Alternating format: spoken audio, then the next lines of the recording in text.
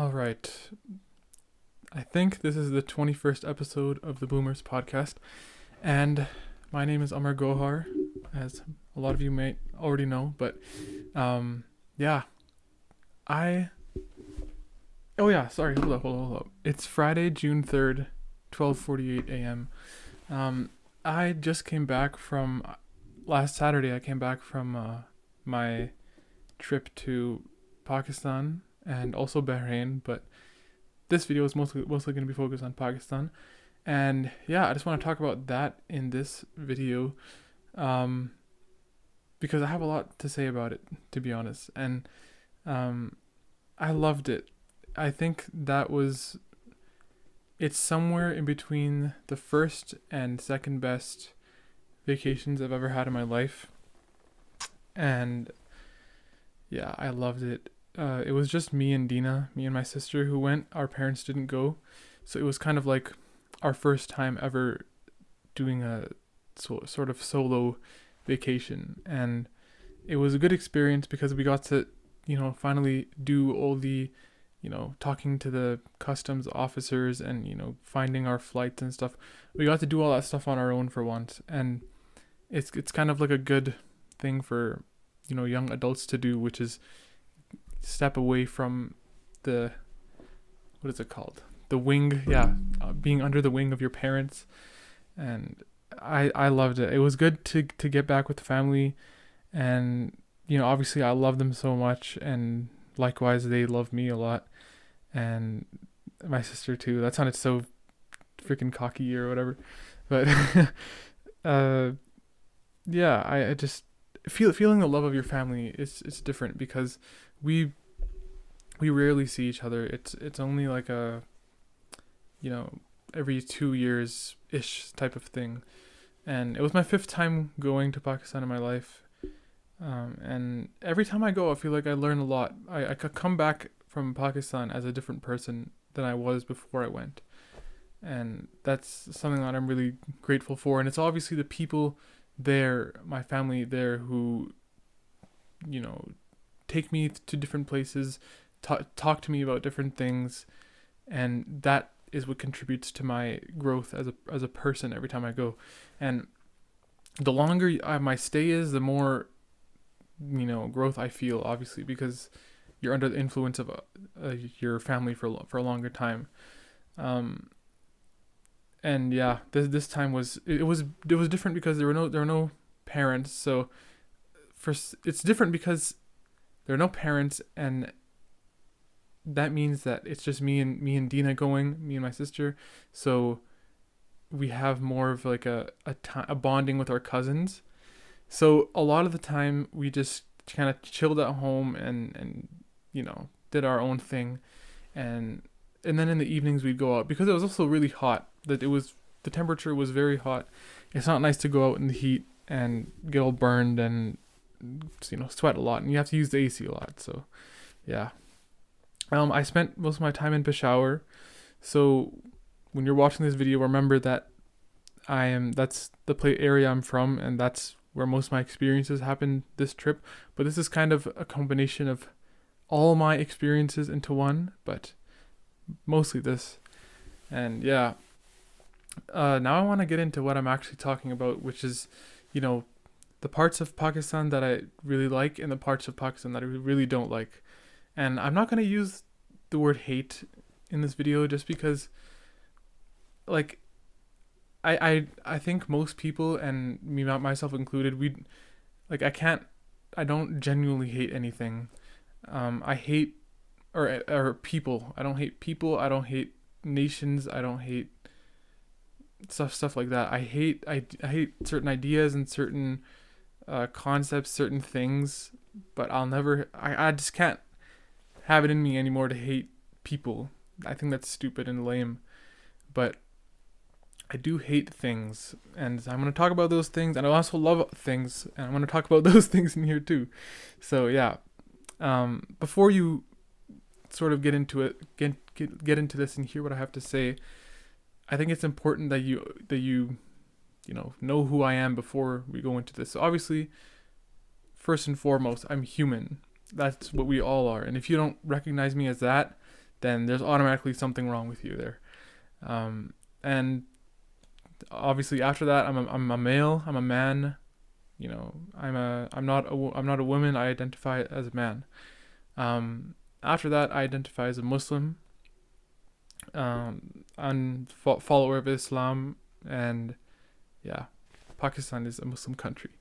And then after that, I'm Canadian and I'm Pakistani. I was born and raised in Canada, but I'm also, this is Pakistani.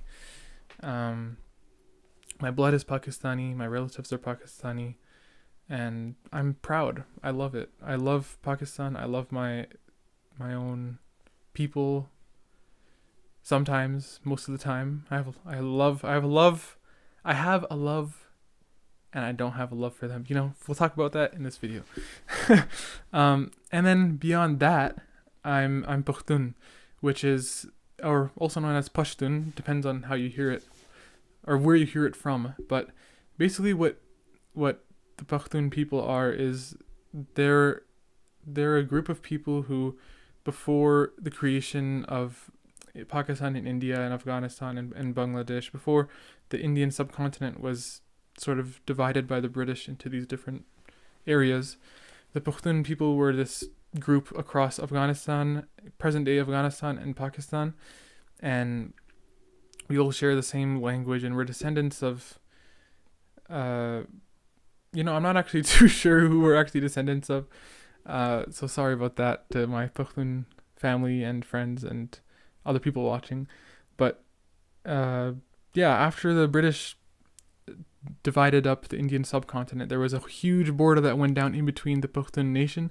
So now the Pukhtun people are spread across Afghanistan and Pakistan, and I just happen to be on the Pakistan side, but we're basically the same one people across that entire area. So, like I said before, you got to keep that in mind when you're watching this video, that this is from a Peshawar perspective mostly, and someone who's Pukhtun and someone who's an international foreign national from Pakistan. So the first thing that I absolutely love about Pakistan is my own people.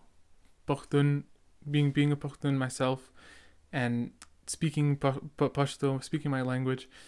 Like, I remember when I was I remember English is my first language, right? So I never knew how to speak Pashto just from the start. Like, my parents would obviously speak it to me, but it was only until I was till the time I went to Pakistan in 2017, when I was 13 and 14 years old, that I really started to learn the importance of speaking this language. Because before, it would kind of be I can speak English with my parents and it wouldn't really matter. But I started to realize the importance of speaking my own language and embracing my culture in that way. And because I got to finally see that my people have a really rich history and rich culture. So that was something that really interested me, and that motivated me to speak Pashto with my parents at home. And alhamdulillah, I am now fluent, a lot more fluent than I was before in the past, with speaking Pashto. So that's something that I love. I love being able to say I'm Pukhtun, and I love being in Peshawar, because when I'm there's this certain feeling in the air, and there's this certain thing that just can't be taken away, that I'm just at home. And obviously, I think deep down that my real home is in Canada, and that's where I feel most comfortable and most like myself. But also, my second home is in Peshawar. That's the place that there's just some other different feeling there, and that can't be taken away. And it naturally comes to me. It's not something that I force myself to think or feel. It's just a feeling that comes naturally. And I remember before, this is so stupid.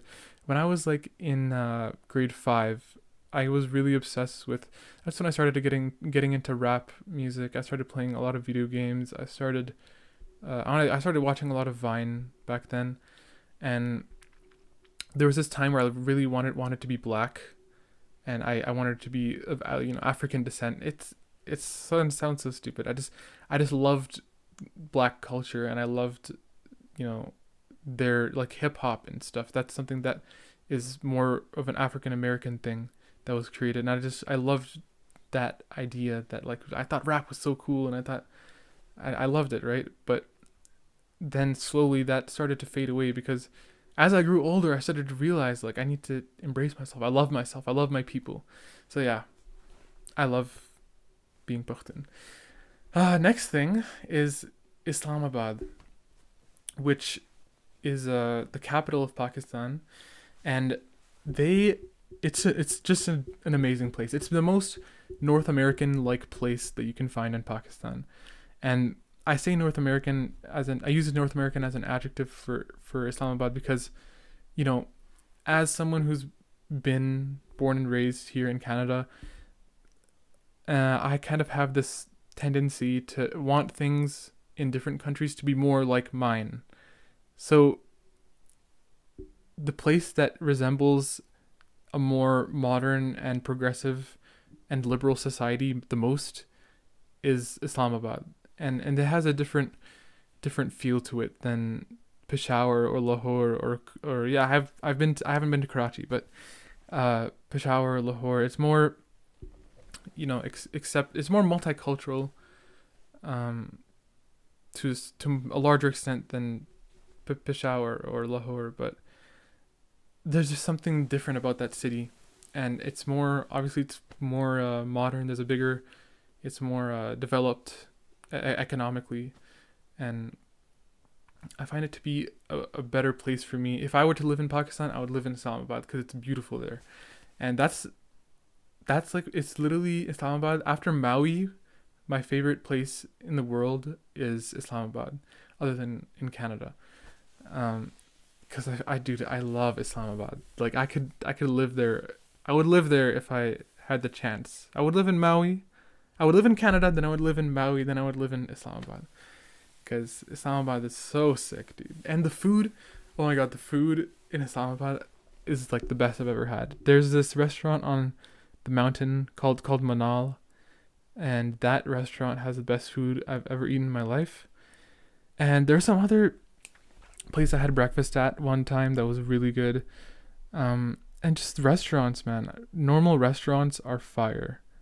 Oh, I didn't mention this. I'm wearing Pakistani cultural clothing that I got from my trip, just for fun. I just felt like I'd wear it, and this is like the classic brown boy thing that dudes wear, the black kurta, whatever. Shut up. I know it's basic, whatever.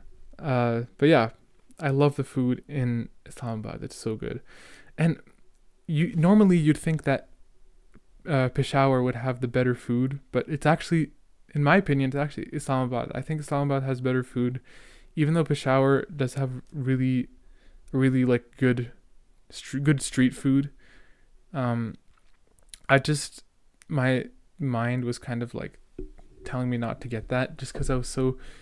Ever since COVID, I'm just more paranoid about like diseases and stuff. And when I went to Pakistan in 2019 and 2020, I got this terrible stomach flu from drinking contaminated water that had like some sort of virus in it or bug or whatever it's called, and I didn't have antibiotics to fight it. I didn't bring them with me from Canada, so I got completely screwed up for one day, just diarrhea, neck pain, back pain. So I didn't want to experience that again, and I wasn't taking any risks with any, well, not even just water, just all food in general. I would only eat from like actual restaurants, not just the street. But yeah, another thing that I love is the landscape, because when you go to Pakistan, it's a lot different than, and like it's a lot different than what I experience here. And by landscape, I mean like the natural like beauty that there is with like mountains and trees and nature in that way, but I also mean like in terms of like the way that the roads are made and the way that the cities are made. I love that too. I love the way how there aren't really many in Peshawar especially, there aren't really many tall buildings. The tallest buildings you'll find are like flats, like high rises, kind of like apartment complexes, condo buildings. Those are the highest buildings that you'll find. Now, there's a big fort in the middle of Peshawar, but that doesn't really count. But I just love the way that it looks everywhere. Even though sometimes at times it might be, dirty or polluted or dusty. Regardless, it has its own feel to it, and I love that about Pakistan. How, it's a different experience than what we have here. Obviously, I appreciate that a lot about Pakistan. And obviously, the last thing that I have here, this is general. This is not going to nitpicking things, because obviously, for what I love and what I don't like about Pakistan, I could find a bunch of nitpicking things, but this is really general. Obviously, it's my family. I don't talk to my family as much as I should, my extended family. And there have been years where I haven't talked to them, and normally we talk on a monthly basis, but I'm trying to change that, because I love them, and I experiencing them this time was different, because our relationships, my relationships with my uncles, aunts, cousins, my grandma, they've all reached like this point where we finally know each other like properly at our basic, like at the very start of the trip. This is what it was like, that we knew each other like from the most basic level to like the advanced stage.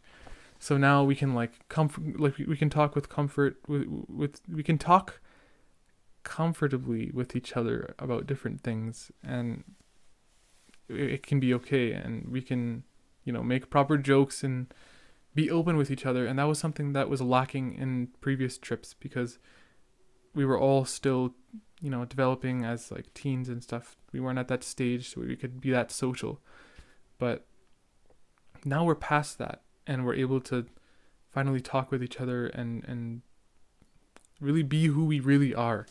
And we've all found, most of it, like I'm talking about the older cousins here, we've all found who we really are.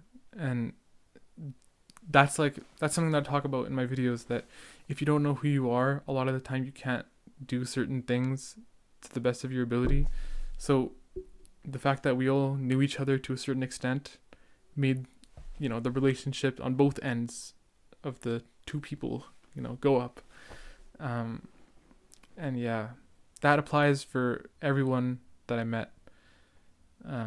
And it's just so cool that those people exist in my life, and we're related by blood. And it's just weird to think that we all came from the same two people, which are our grandparents. But yeah, I love that. I love the idea of family. And if you aren't close with your family or anything, and they're not toxic and they're chill and stuff, definitely explore that. Like, it's dope. It's fun. It's fun to talk with family and to be with family and feel the love. It's different. It's a different type of love than your parental love or your siblings' love. It's different, and it's dope. Now, this is the part of the video where this can get a bit controversial. And there were 3 people that I talked to before making this video, and I told them what I'm going to talk about. And I told them that I'm going to talk about what I love and what I don't like about Pakistan. And the response from all of them was, don't make the video and talk about something more lighthearted. But I feel like this is a really important, the second one is really important to me, and it's really something that bothers me, and I'm not okay with it. And as much as I love Pakistan and I love the people there, there's problems that I feel like I need to talk about just for my own sanity to it. Because I talk about this stuff with my family and with my friends, but talking about it on my own and getting my own thoughts out without any interruptions, that's kind of like the ultimate way to self-express yourself, So I'm going to talk about that now. But yeah, just remember that, this is all from my experience, and I don't mean to sound racist or hateful.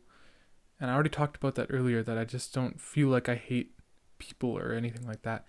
And I know that's like the biggest thing that racist people say is that, oh, I'm not racist.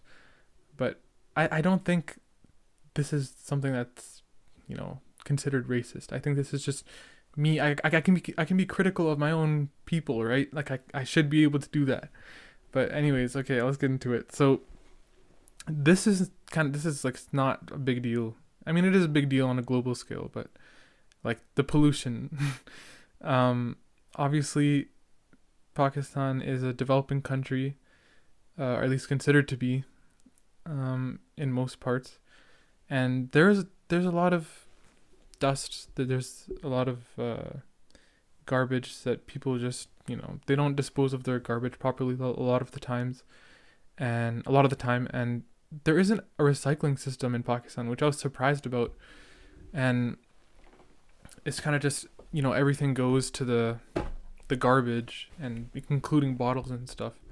But you'll drive around and you'll drive in a neighborhood and you'll maybe see an empty plot of land, and in that plot of land there's just a huge dump of garbage, or in rivers or streams there'll just be garbage flowing down, and that's really something like a new thing that's happened. My parents told me that back, or like my dad, he grew up in a village in Pakistan, in Swabai, which is an hour or an hour and a half away from Peshawar in Islamabad. But he grew up in a village, and he told me that he and his friends and his brothers used to go swimming in this river that was that was in the village, and it was really clear, clean water, and they would always just play around in that. And now today, if you go to that same river, it's just like completely brown, and there's like dirt. I mean, there's obviously dirt, but I'm talking about I meant like garbage and stuff in it, which is kind of just I think the advancement of the economy there. I don't know. I don't know too much about this type of stuff, but that's just my thoughts about it. And I think that there needs to be more education and promotion of disposing of your garbage correctly, which in a lot of places there are. I remember in a lot of places there were signs saying, don't litter, or put your garbage, or on the garbage it would say like, use me.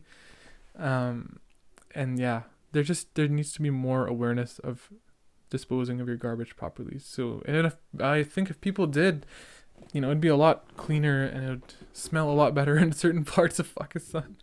But in Islamabad, this is not really a problem as much as it is in the other parts, especially in Islamabad. In like certain neighborhoods are really like advanced and very beautiful.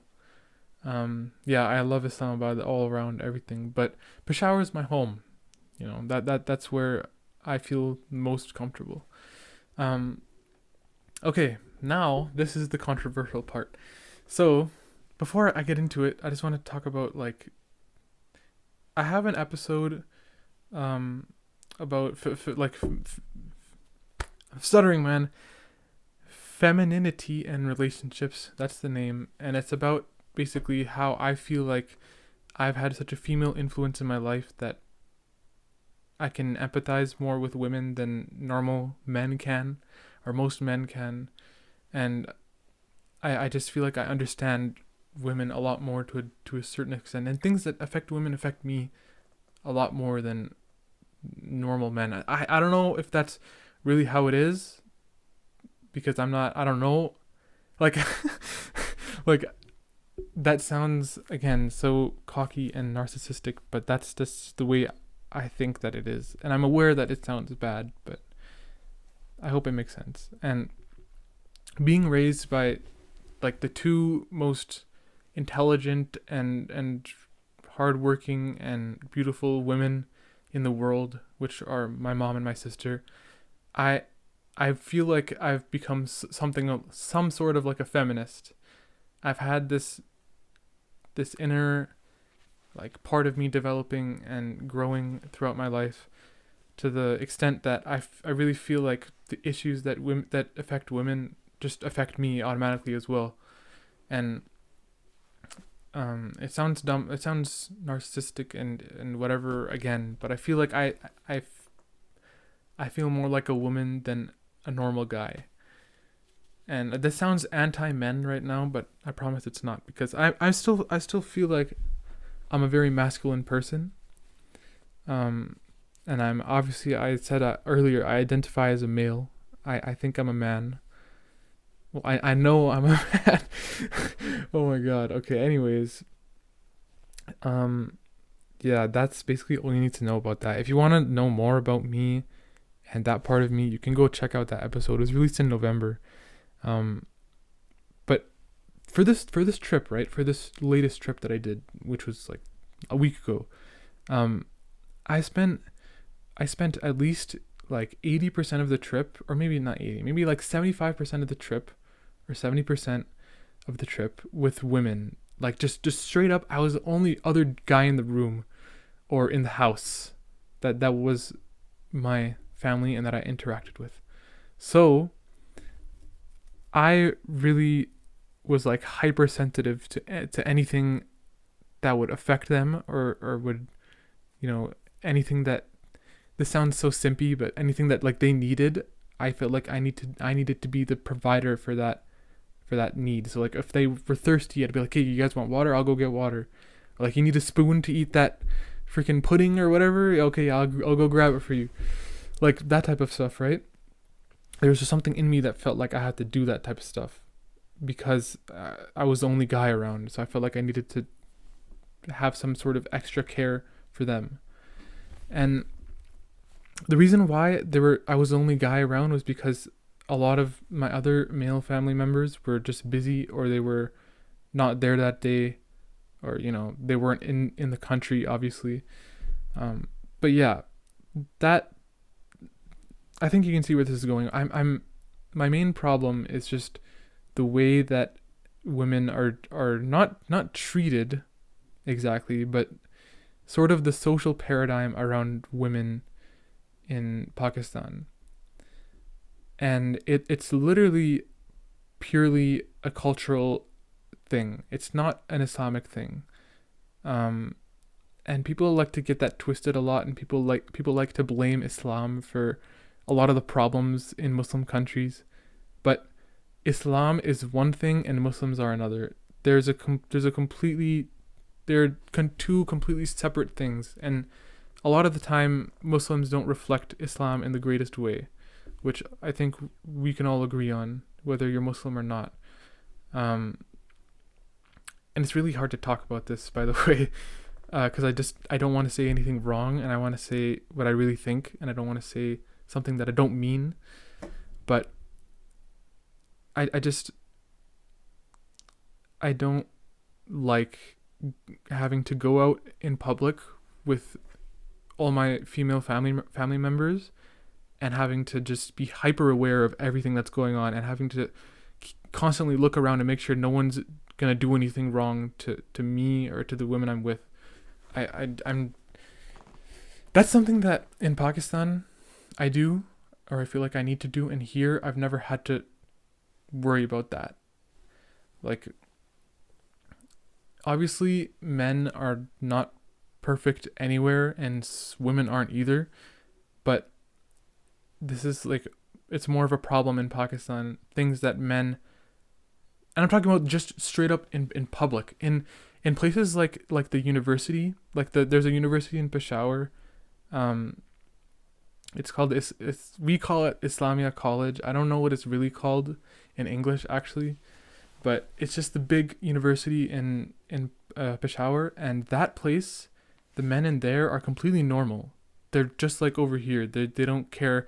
They don't stare. Staring is a big problem, but they don't stare at women. They don't, keep looking and acting weird. They just mind their own business, and that's so dope. I feel like that they're educated. They know that that's something wrong, and I feel like to a certain extent it's also that they're in a college, and if they do something wrong, or someone reports them, and they're like staring at someone constantly, someone reports them, there's gonna be consequences. But I also think that they're an educated group of people, so that's also something that contributes to their respect for women, and their awareness that what I'm doing is not right. I shouldn't stare at people. But in the public, there's a lot of staring that goes on. And if you want to see what that kind of looks like, you can look at my second channel, which is in the description. Click on the link and then find the Bloomers Bounty Castle. I posted a video in this tunnel, and I was with my sister and one of my favorite female cousins, and we were in this underpass. It's like a tunnel that goes under a road, and people were just staring at us a lot because, it's a dude with two girls walking around in a place completely full of men. So they just kept on looking, and then I started recording, and I started recording them, all the people who were just staring on like both sides of the tunnel. And that's kind of me just asking to be stared at, I'll admit, because I was wearing completely, what do you call it? Western clothing, I guess. And plus I was holding a camera, so that kind of just completely blows my own cover. But regardless of the Western clothing or the camera, people still stare at women who, especially women when they don't wear. There's a trend in Muslim countries where, or just sort of a cultural thing, where women have to wear a headscarf or some sort of thing to be more modest. And dressing modestly is okay, but I feel like when it goes to the extent that women have to cover themselves up, like they have to like cover themselves up from men. I think that's wrong. I personally, I don't care what you wear, what you do to yourself. It's fine. You can do whatever you want. But I just don't think that idea that women are covering themselves up because of men, I think that's wrong. Because men in Islam, I'm talking about this through an Islamic lens right here because this is a Muslim country. Men in Islam are supposed to lower their gaze, and women are supposed to lower their gaze as well. But why do the men not lower their gaze in Pakistan? But lowering your gaze means, for people who don't know, when there's a woman walking beside you, you just look at the ground or you look in a different direction. You do something else. It's just out of respect. It's something that, as a man, you should have respect for women to not make them feel uncomfortable with your eyes. And it's weird because eye contact is such even in psychology, it's such a dominating factor in any type of social interaction. Like when it's something that you can, like when you're silent and you stare at someone, it's creepy. And that's something that, if you've seen Breaking Bad and you know Gus Fring, he does that perfectly. That's something that his character is really strong at. Anyways, stop talking about TV shows here. That's just an issue. I don't think that's okay. Staring is not okay. Staring is something that, even when you're a kid, or at least when I was a kid, I learned that, staring is disrespectful. And I don't mean to sound, I'm coming off disrespectful to the people of Pakistan, the men of Pakistan. And I feel bad because a lot of them haven't had that education to show that respect or to know XYZ about women. But I feel like that to have respect for women, that is something that comes from your family. I feel like the solution for this problem, and this is just from my point of view, I feel like the solution to this is to start from households for, mothers, fathers, brothers, sisters, aunts, uncles, grandmas, grandpas. All these people need to start educating men about women and teaching them that, and teaching men that, you can't stare, you can't do this, you can't say that. Like, there just needs to be some sort of change in that way. And beyond the verbal education, I think also there needs to be some sort of reform in the educational system, like the schooling system. For people who don't know, the majority of schools in Pakistan, maybe even all of them, I'm not sure, the majority of schools separate boys and girls from kindergarten to grade 12, and then it's finally in like university when they can finally be in each other's classes or something like that. I don't know if that's fully true. That's just the way I've been hearing it. So just think about that. Just think about being a guy, or even being a girl, and just the other sex is just completely just isolated from you, and you've never had any sort of interaction with them from like day one, other than like the ones in your family, the women in your family. But like when I think about that, I wonder how kind of change that would have on me, because I've been so like I've just been completely desensitized to being around women, because since I was 4 in preschool, I've just been around other girls, and you keep on going, kindergarten, grade 1, grade 2, all the way to grade 12, all the way to university. It's just normal. But to them, like when I told my cousins about this, that K to 12, I've just had girls in my class, they were like, "What? Like that's crazy." Cuz they haven't experienced that. So can you just imagine being a kid and being so sort of, what's the word? Like you're just being isolated from something. I don't know what the word is. You're being taken away from something for so long, and then imagine you finally see a girl walking in public, and then you're like, "Wow, that's something that I've never seen before." You know? That's not right. That's not realistic. In the real world, when you grow up and you get a job, you're not going to be completely away from women, or for women vice versa. You're not going to be completely away from men. That's not realistic. That's not something that's right, I feel like. And it's not right just because of the whole, growing up. If Pakistan was a place where you grew up and you just weren't interacting with the opposite sex, then that's okay. Then screw that. Who cares about interaction between male and female? But the fact that when you get a job you do, and like when you grow up you do, that's an issue. And yeah, I just, that's my issue, man. That was the controversy there. So I hope I didn't trigger too many people, or say anything I shouldn't have. I think that most of the men in Pakistan deep down are good people. I just, throughout this trip, I met a bunch of bad apples, and people who didn't really might have not represented the majority like they should have. And like men in like restaurants and grocery stores and all that, and like security guards, they're all really nice, and they're all really kind, and they all want to help you out. And a lot of the like really kind people that I've met, strangers that I've met in Pakistan, have been in those roles, or even just even the store owners and stuff. Like genuinely, most people are genuine, and most people are kind and stuff.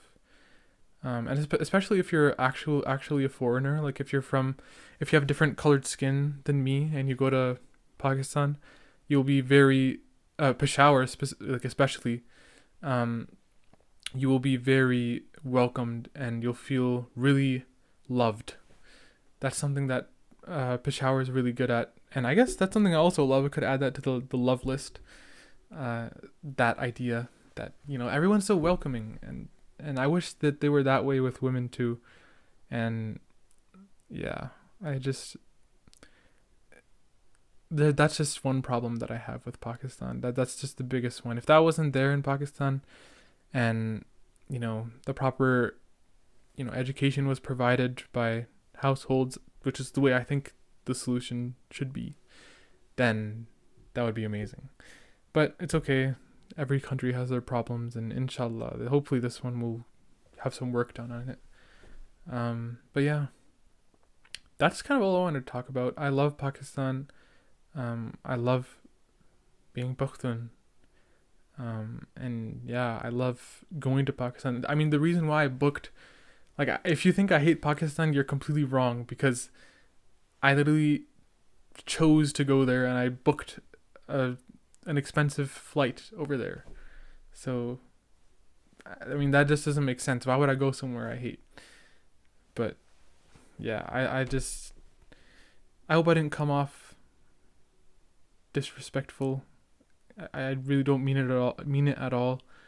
Um, and like people who know me know that I love Pakistan. I love going there. I love my family.